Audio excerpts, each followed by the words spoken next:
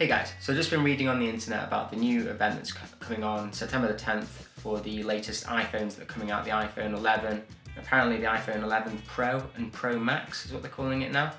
And this is the year in which I upgrade my phone. I'm one of those people that has a phone for a 2-year life cycle and they hand them down to other people in my family. So I've had the iPhone 10 now for coming up to 2 years. So I was looking at what's going to be offered with the new iPhone 11 or the 11 Pro or the 11 Pro Max and whether it's worth the upgrade, which from what I've been seeing, I personally don't think it is. So from a designer's perspective, I do use my phone a lot. I use it for business, I use it for taking pictures every now and again in the office and things. I can get people looking at, well, when they're not looking at camera, to be more in the environment and less aware that I'm there and things like that. So I do use the camera side of things quite a lot on the iPhone. But again, if you've been watching my channel, I've actually just bought a new Sony RX100, which is doing way better job than that, because it's got a 200mm zoom lens, which the iPhone's definitely not going to be having this year.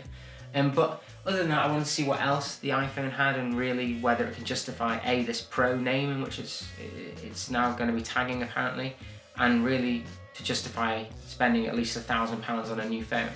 So off the bat, the main thing in which everyone's talking about and which it's going to be having, and all the screen renders we've seen for the last 6 months, is the fact that it's going to have this third camera, which is going to create an even uglier bump on the back of the phone. Which, to be honest, I don't really care about the back of the phone because I never look at it, and it's going to be in a case anyway when I have it, so you're not even going to notice it. But it's supposed to be a wide-angle lens, which is what we're going to be getting, which, again, amazing. I'd love to have a wide-angle lens on my phone, but I don't think it's worth £1,000 for that one feature. Apparently also that lens is supposed to be helping with the augmented reality features in which the phone has, which is great. I mean, but I don't really use augmented reality and I don't really think it's taken off. The only things that look exciting to me from the augmented reality stuff is Angry Birds and Minecraft. A, they're both games, and B, they're not really helping me in my day-to-day. It'd be great to have more features that Google Maps might be able to do, where you're looking around the environment and can put things in shops and things like that, but I don't think that's something that's going to be coming in the next 12 months even. So it's not a feature for me, which is an amazing must-buy right now on day one of launch. There's also the talk of AirPods, your wireless AirPods being able to be charged on the back, which is what Samsung have had for a while now. And personally, I don't care because I have the original AirPods that came out in, what was it, 2017. And I'm going to put an 18-month review of them. So if I've done that yet on this channel, I'll put the tag up here. But in short, they're great, and I'm not going to be upgrading. I'm not going to be spending the ludicrous amount of money it is to put them in the new the pod, which can allow wireless charging. You might as well buy the new ones for that, and I just don't see the point in wasting the environmental issues or anything like that on buying a new set of AirPods when these ones work perfectly fine. And they're still great set of headphones in which carry around with me all the time. So that's a feature that I'm not even going to use on the new phone. And then there's hints, no one's sure, it's more of a guessing game at the moment, but people are talking about the fact that they might have a mini Apple Pencil or the use of the current Apple Pencil, which is this, which, I mean, if it is going on this, it's absolutely massive on the phone. Maybe it's for the iPhone Max, because it probably would fit okay on the Max, but I don't think I'm going to be carrying around an Apple Pencil with my phone. It's just going to look silly.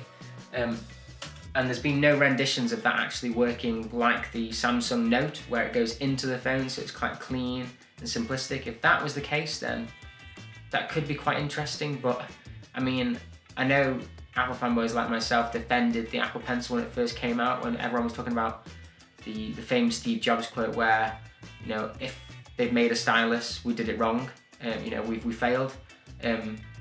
I don't think that's true of the iPad. It's a proper drawing tablet, and it's, you know, taken over massively from things like Wacom tablets and things like that. But on a phone, I don't think you can make that same justification in 2019. I really don't see the point in styluses.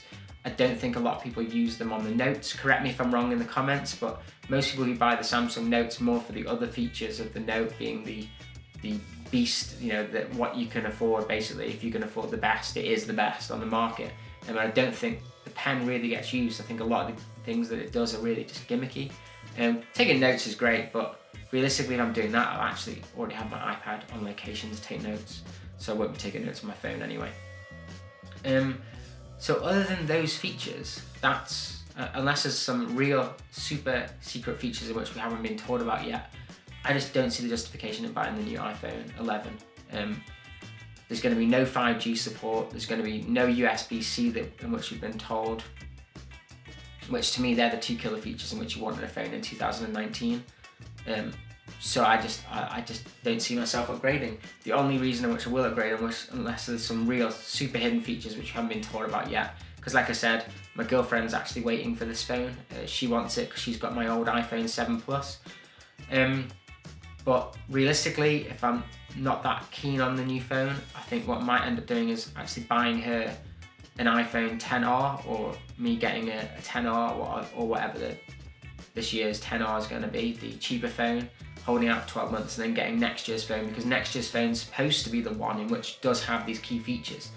Which, if that's the case, I really do think Apple's now playing catch up to the likes of Samsung. And it's really quite sad to say, but the Samsung Note and the Note 10, the Note 10 Plus I think it's called, those phones are pretty much what everyone's been after in terms of screen quality, in terms of, you know, the pen, it's there, I'm not too bothered, but in terms of USB-C, super fast charging, cleanness, it's got the triple cameras, and it's got 5G.